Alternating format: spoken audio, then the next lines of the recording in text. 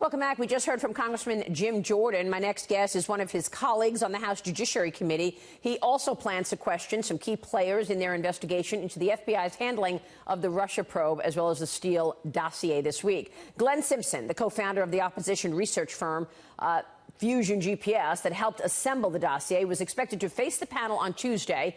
He is rejecting a subpoena to testify. He says he's going to take the fifth, while former FBI General Counsel James Baker plans to testify on Thursday of this week. Nellie Orr worked as a contractor for the firm. She is the wife of the number 4 executive at the Department of Justice, Bruce Orr.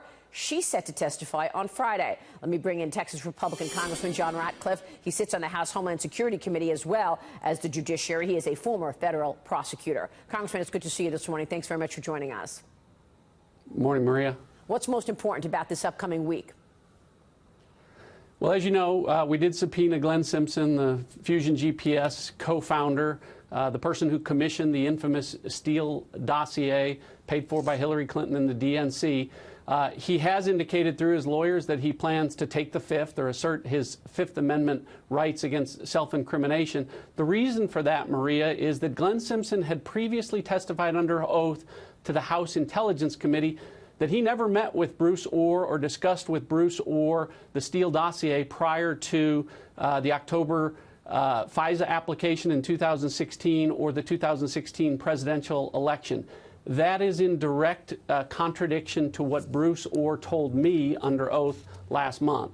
So I'm not surprised that Glenn Simpson is taking the fifth. He probably should. He's in real legal jeopardy. Very clearly, someone is not telling the truth. Nellie Orr, Bruce Orr's wife, certainly can shed some light with respect to that circumstance, but we also need to find out from Nellie Orr, who was paid $40,000 by Glenn Simpson and Fusion GPS for her work, including the work on the Steele dossier, why that fact, the fact that the wife of the number 4 person at the Department of Justice, who along with her husband had operational roles with respect to the Steele dossier, that fact wasn't disclosed by the Department of Justice when they presented that evidence to the FISA court. So where is the crime then? Is it her husband or is it her? She did all of this research, which was never verified, on Donald Trump, and then put it in this dossier and then put it on a little thumb drive and gave it to her husband at the DOJ, who wasn't even working on anything about Trump at the time. Well, ultimately, the questions with respect to the FISA court and the representations that were made, remember what we're talking about is the extraordinary measure of getting a warrant to spy on an American citizen. And if that was done under false pretenses with false information or false verifications, then that's violating someone's civil liberties under color of law, 42 U.S.C. 1983 violation. So that's why we need to talk to Nellie Orr and others to try and determine what the FBI knew, when they knew it, what the Department of Justice knew, when they knew it, and why those representations weren't fully disclosed to the FISA court. It sounds like there was a group at the top of the FBI and the DOJ who, frankly, didn't like Donald Trump, didn't want him to be president, so they just actively tried to stop him. Well, I think that's a fair summary. You know, the same folks that prejudged Hillary Clinton's innocence, prejudged Donald Trump's guilt, and the same names are the same folks whose conduct is at issue with respect to how evidence was presented or not presented to the FISA court. You've got to explain to me how it is that somebody who gave the green light on the FISA warrant based on all of this unverified information. I'm talking about Rod Rosenstein, the same guy who wrote a letter to have Jim Comey fired and then was upset that the president mentioned that he wrote the letter to get Comey fired. The same guy who is running the DOJ today, who has been sitting on documents that you and your colleagues have been asking for more information about how this all came up. This is the same individual who's overseeing the Robert Mueller investigation? Well, the reason for that, Maria, is that Attorney General Jeff Sessions has not appointed a special counsel. Think about the extraordinary circumstance that you just described. The head of the FBI, Acting Director Andy McCabe, and the head of the Department of Justice with respect to the Russia investigation, Rod Rosenstein, in direct conflict with one another, each accusing the other of not telling the truth with regard to whether or not someone wanted to record the President of the United States. That's why we have special counsel provisions. The FBI and the Department of Justice cannot be expected to fairly investigate that matter when the heads of both of those components at the Department of Justice are in direct conflict. There should be a special counsel so that we can get answers to these questions. But there was a lot of strategy going on here. There was a media leak strategy. Let's leak a lot of this unverified stuff to the media so that the media can start talking about it, and they did. There were informants involved. There was a really significant strategy here in trying to take Donald Trump down, it appears to me. Why won't the president declassify all these documents so that the American people can clearly understand what happened here, rather than having this hint of Donald Trump had anything to do with it in the zeitgeist? Well, that's a good question for the President of the United States. Here's what I can tell you, Maria.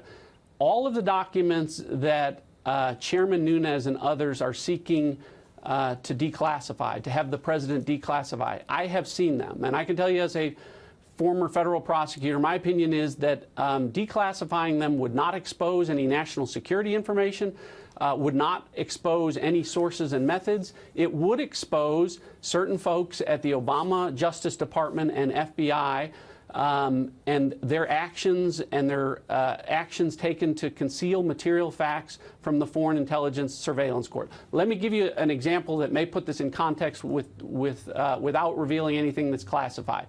The underlying pretext to the entire Trump-Russia investigation, Maria, is this idea that George Papadopoulos, a Trump campaign associate, had a conversation with an Australian diplomat about getting Hillary Clinton's emails from the Russians.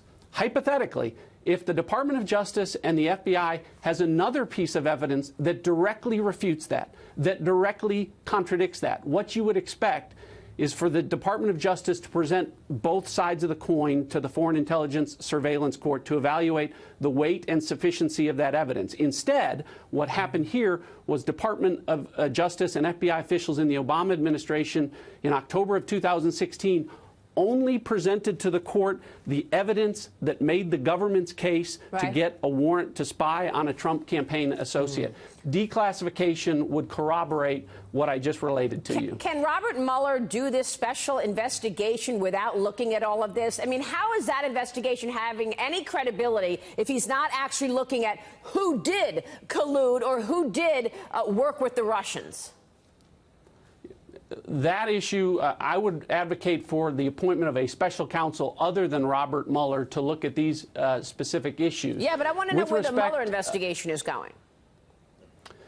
So where it's going, in my informed opinion as a prosecutor, is that it's winding down. I have watched closely what's been happening, and if you look at what the special counsel's office is doing, it's staffing down. Folks that are working with the special counsel team are leaving and going back to the offices from which they were detailed. At the same time, the special counsel is outsourcing and delegating investigative matters back to component agencies or component compartments within the Department of Justice and the U.S. Attorney's Office. All of that signals a winding down and is consistent with the special counsel indicating that it will accept now written answers from Donald Trump's lawyers about all matters collusion related to obstruction of justice related. Right. I think at the end of the day, Maria, where we are headed here is no charges for collusion or obstruction with anyone associated with the Trump campaign, but a report from Bob Mueller outlining perhaps some questionable conduct, and we'll be left arguing with our Democratic colleagues whether that rises to an impeachable offense, even if it's not criminal in nature.